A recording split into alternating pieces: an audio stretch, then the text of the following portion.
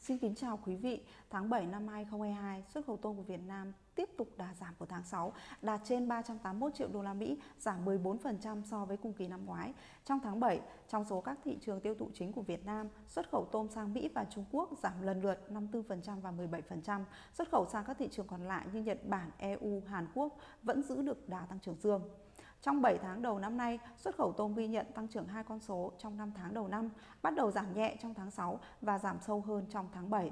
Lũy kế 7 tháng, xuất khẩu tôm đạt 2,7 tỷ đô la, tăng 22% so với cùng kỳ năm ngoái. Về thị trường Mỹ, xuất khẩu tôm Việt Nam sang đây chững lại từ tháng 5 và bắt đầu giảm mạnh trong 2 tháng 6 và 7. 7 tháng đầu năm nay, xuất khẩu tôm sang Mỹ đạt 550 triệu đô la, giảm 6% so với cùng kỳ năm ngoái.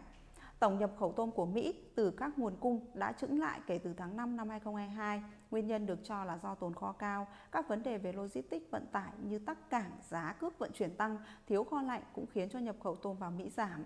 Sức mua thủy sản, trong đó có tôm, tại phân khúc bán lẻ cũng thấp. Giá tôm tại Mỹ dự báo cũng chịu áp lực giảm trong nửa sau năm 2022. Lạm phát tại Mỹ khiến người dân chi tiêu dè dặt. Tuy nhiên, thời gian tới, tình hình sẽ khả quan hơn khi thị trường việc làm Mỹ đang mạnh.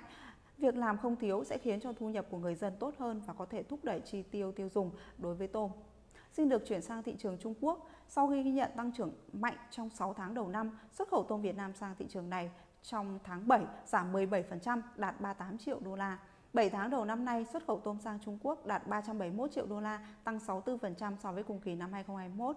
Mặc dù kinh tế Trung Quốc đã mở cửa trở lại và nới lỏng các quy định liên quan đến Covid-19 tại các cảng biển, nhưng các quy định về nhập khẩu vẫn rất khắt khe như lệnh 248, 249 có hiệu lực từ đầu năm nay, quy trình kiểm tra phức tạp nhằm phát hiện virus SARS-CoV-2. Các quy định này tạo ra không ít khó khăn cho doanh nghiệp. Thị trường bất động sản tụt dốc cùng những dữ liệu kinh tế yếu kém từ Trung Quốc cũng sẽ tác động tới tiêu thụ tôm của thị trường này trong thời gian tới. Trên thị trường Trung Quốc, các nhà cung cấp tôm của Việt Nam còn phải cạnh tranh mạnh với các nhà cung cấp từ Ecuador. Ecuador đang có chiến lược đẩy mạnh xuất hàng sang Trung Quốc để bù đắp cho lượng xuất khẩu sang Mỹ sụt giảm. Xuất khẩu tôm sang thị trường EU trong tháng 7 vẫn tăng 16% so với cùng kỳ nhờ trợ lực từ hiệp định EVFTA. Xuất khẩu sang thị trường Nhật Bản và Hàn Quốc trong tháng 7 vẫn tăng trưởng khá ổn định 5% và 22%. Cước tàu tới Nhật và Hàn Quốc không cao như tới các nước phương Tây. Lạm phát tại các nước này cũng chưa phải là vấn đề quá căng thẳng. Đây được coi là các yếu tố giúp duy trì đà tăng trưởng ổn định trong xuất khẩu tôm sang các thị trường này. Tỷ giá biến động như đồng đô la Mỹ liên tục tăng giá, trong khi đồng nhân dân tệ, đồng yên Nhật và đồng euro giảm sẽ tiếp tục là một trong các yếu tố tác động tới xuất khẩu tôm của Việt Nam trong tháng 8. Xin cảm ơn quý vị đã chú ý lắng nghe.